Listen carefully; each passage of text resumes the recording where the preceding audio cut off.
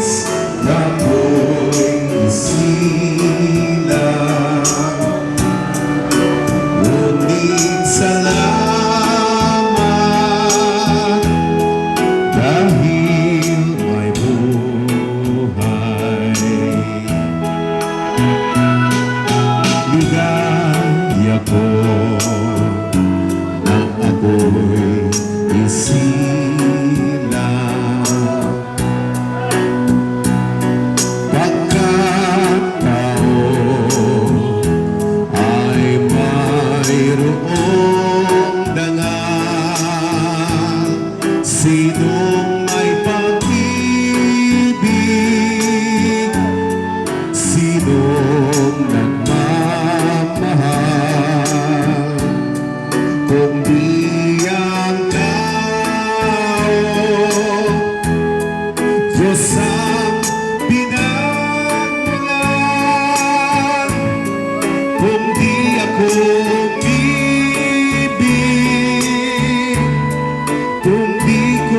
bigyan halaga ang buhay na handog, ang buhay kong hiram sa Diyos, kung di ako nagmamahal, sino ako?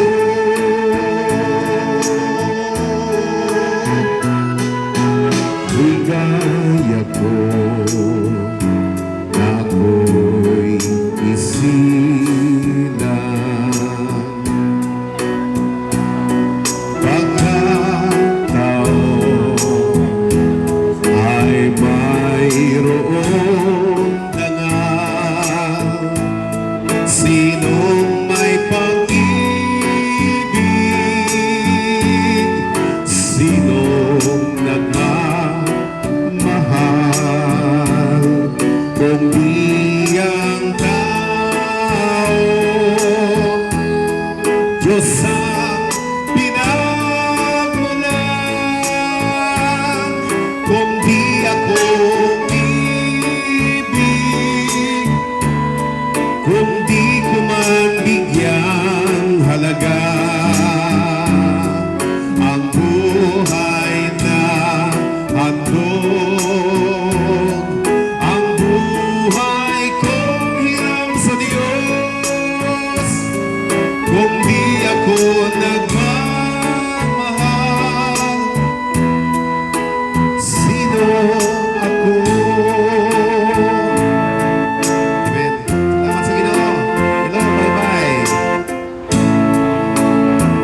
Wow! Thank you sa maong awit mga kagalaan ko. Tuguti ko ninyo higala pag-share sa word of God.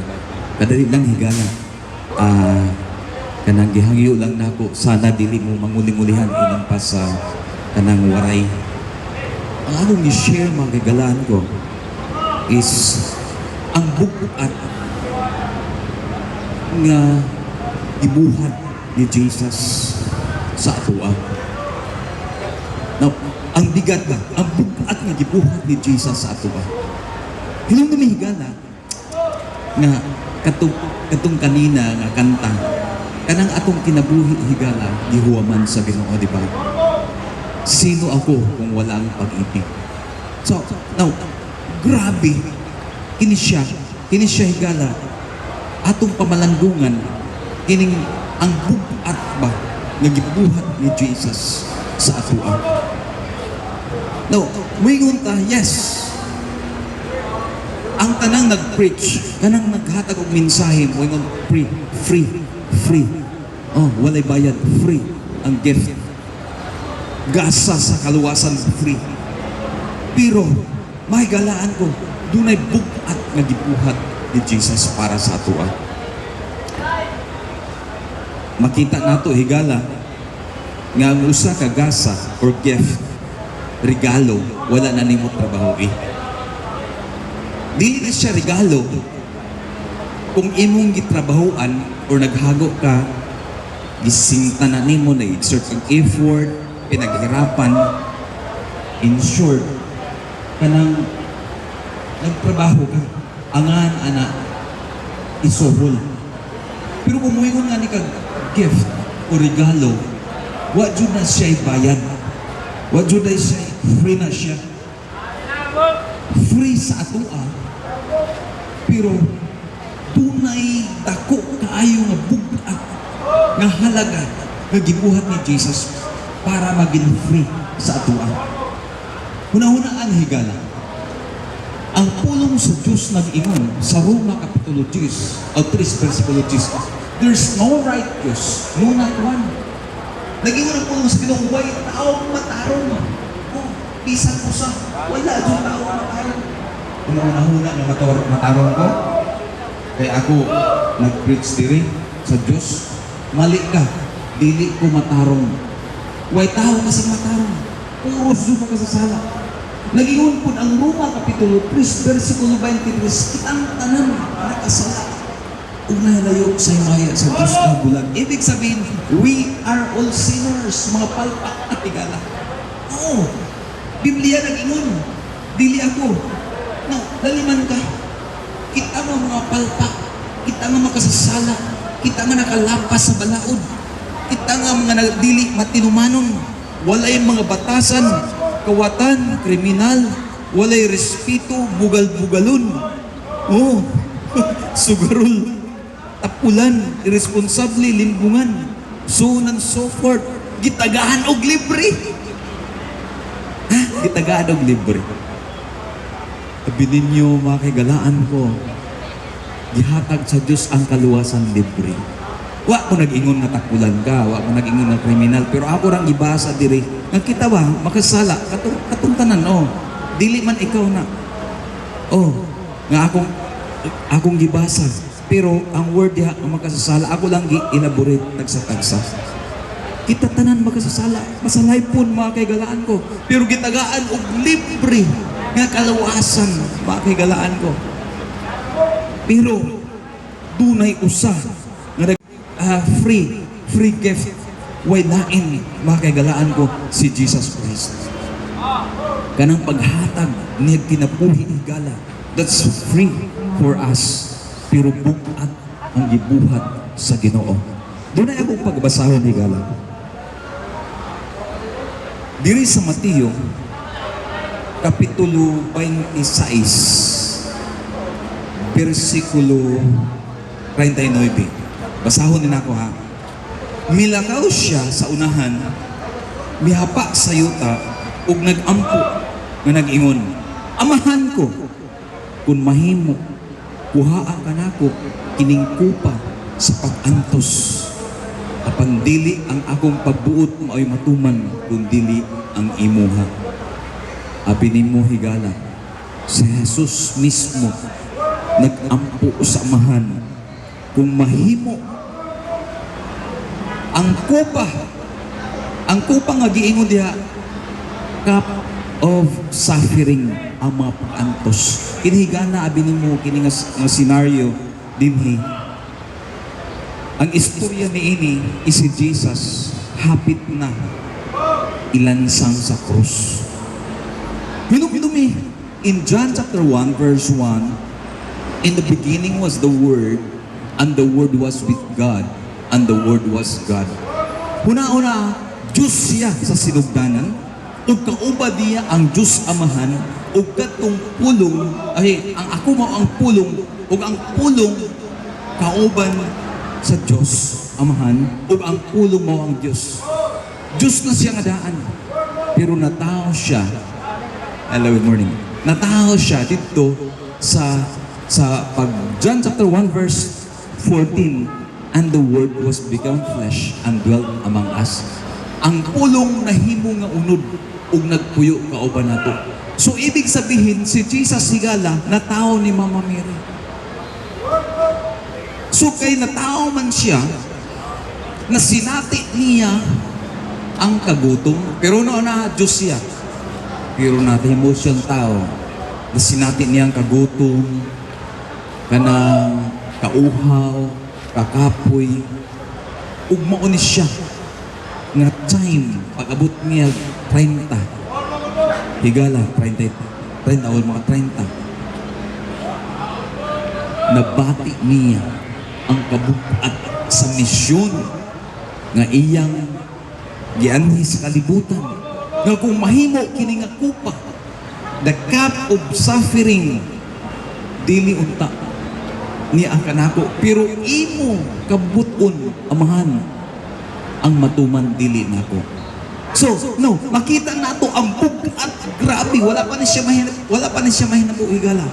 Kay kadtong panahon na nagpray pa lang siya, unya kung makita nato higala, the drops of kanang luha ba, tears susama sa dugo ng awas sa iyang mga mata. Grabe ang pain. Wala pa higala tog siya gilansang, wala pa siya gikulata, wala pa siya nagnit dito ni Judas Iscariot katong traitor, wala pa tutigbasa ni Pedro ang dunggan sa sulugoon sa kauban niya, wala pa, nag-ampok pa lang ni. Grabe nga pain, kasakit higala. Nag-ingon siya, amahan ko, umahimo lang. Dili niya pagat natasun kining kanang pag-antos. No, pangutaan na higala. Ngano man jud nga nag-antos siya. Nga Dios naman siya. Ngano jud nagpakatao man siya. Tuon kanimo kanako. Kay gusto niya nga ikaw higala maluwas. Misyon niya, mianhi pagpakatao, aron pagtubos kanimo, ug dili gusto na sa Dios nga ikaw ma-impierno. Kay ngano, nakasala naman gud ta. Nakasala naman gud ta. Unya, ang tanang makasala, doon na may bayad.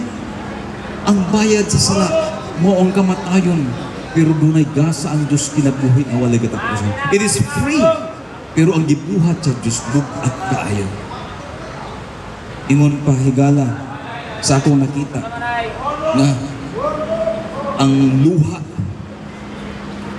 niya daw dugo kasi iyang nasinati ang pain, ang kasakit. Ingon pa sa explanation to, nga daw nabugto ang mga ugat sa iyang mata. Moto nga daw ang luha daw dugo ng awas sa iya.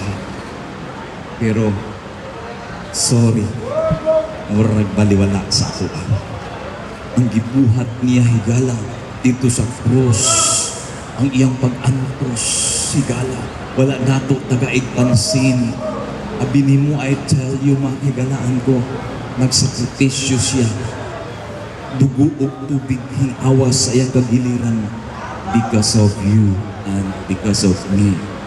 Sa akong sala ug imong sala higala, ug mautoy kabayaran sa atong kasalanan. Higala, nakasala kita. Busa na ay somebody nga mo represent sa atoa, mo substitute sa atoa, nga kita dapat parusahan, pero doon ay usa ka tao higala, ug usa ka Dios walain si Jesus para nga ikaw maluwas. Muna ito higala kanang imong kinabuhi, ayaw pasipad Dunay mga kwan, dunay akong nabatian nga ang pag-solve sa problema is pag-suicide. No, dili na pwede.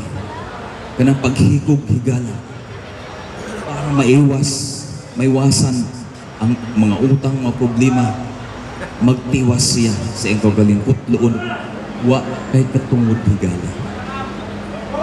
Mukongklud jud ko, ha? Bisan pag mangayo siyag pasaylo, sigurado impyerno. Ang impyerno, konsultihan ta ka sa akong gitun-an, why katapusan nga pag-antos dito. Dinhi, imong gikutlo ang imong kinabuhi, mali na, dili jud na mao. Kasi, kung panahon nga kutloon imong kinabuhi, susamara nga wa ka hingsalig sa Ginoo, nga wa na ay kasulbaran sa imong problema. Hinumi-dumi na ay kasulbaran sa imong problema. Ang Diyos may musulpad sa imong problema. Di man imo silingan, di man ikaw, pero ang Diyos, kung dunay gamiton, posible mo silingan, pwede dunay gamiton sa Ginoo. Higala ang imong kinabuhi bililhon. Dunay bugat nga gibuhat sa Diyos para sa imong ug kadto hunahunaan. Nag-antos siya, nagsakripisyo siya, ipasaan niyang mabugat na krus, gikurunahan siya tunok, na-dehydrate siya kasi kadto nga time grabe ka init. Pag-abot sa alas 3 sa hapon, namatay siya. Muna gingon, dugo og tubig hinawas sa iyang lawas higala. Ug katong tubig mo'y naglimpyo sa imong kasalanan. Ug ang dugo mo to'y naghugas sa imong kasalanan. Kung ikaw musalig sa Ginoo higala, kung ikaw mangayog pasaylo sa Ginoo, pasayloon ka sa Dios, as in i-declare ka nga righteous at tubangan niya. Ang mataw mo ingon, makasala ka, dili na mawala, pero atubangan sa Ginoo. Ang makita, ikaw gipasaylo na, i-declare ka nga righteous, or sa lingwahe pa, sa biblical term or terminology, justified. Gi-justify ka. Ipakabalaan ka higala because the blood of Jesus. Higala, mao na siya bugat akong ika-share kanimo nga ikaw gimahal sa Ginoo. Mahal ka ng Diyos. Busa kung sa may imong giagian karon, mga problema, mga anangluha sa imong higala, duol sa Ginoo. Sampita siya, duulas siya, dili ka niya pasagdan. Saad na niya, dili mo depart sa imo, dili ka abandon, o ka ikaw bililhon. Bisan pa, unsay imong gibuhat, naghulat lang siya, duulang siya naara. Dili na siya mo talikod nimo, dili ka pasagdan, basta duula lang siya. Mag-pray ko nimo higala. Amahan nga balaan, salamat Ginoo ning mga tao nga naminaw sa iyong balang pulong. I-bless mo sila, panalanginan mo sila. Supply mo ang tanang panginahanglan. Pagkaon, ayaw sila hikawi, ihatag, proteksyon, isang asa sila, ikaw magauban. O Ginoo, tanan nilang mga pangandoy, ihatag. Kung doon na sila'y balatian, ikaw mag-aayo. Kung doon ba'y panginahanglan, ikaw magsangkap. Kung doon na Ginoo'y mga unsolved problem, relationship, ikaw Ginoo, mag-aayo o kini ma-reconcile. Dalaygon ka. I-bless mo Ginoo ang among syudad sa baybay. Panalanginan mo. Nga maging kanang malinawon ug malipayon ilakay sa kadaot katalagman unsa pa man Ginoo. I-bless mo ang syudad sa baybay, ingon man ang among minahal nga mayor, panalanginan mo ang vice mayor ug ang tanan mga sangguniang panlalawigan o panglungsod. Bless mo kaming tanan. Bubusa kami sa inyong usa ka gugma nga langit nun. In Jesus' name. Amen. May morning kaninyong tanan. Good morning, Bye-Bye City. Bye-bye. Og lihok, bye-bye. Ato ni bye.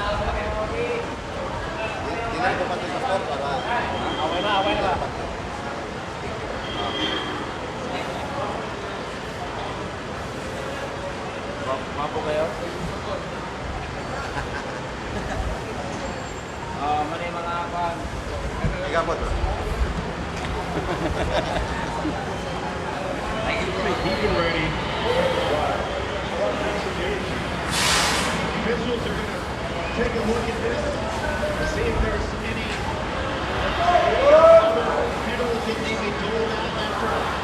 Again, initially it was kind of multiple. Torrey trying to get the ball rolling. He just wanted to get the ball back for his team to get things going again. No time to be separated. Although what they did was Jalen Green, who ended up shoving Jalen Hood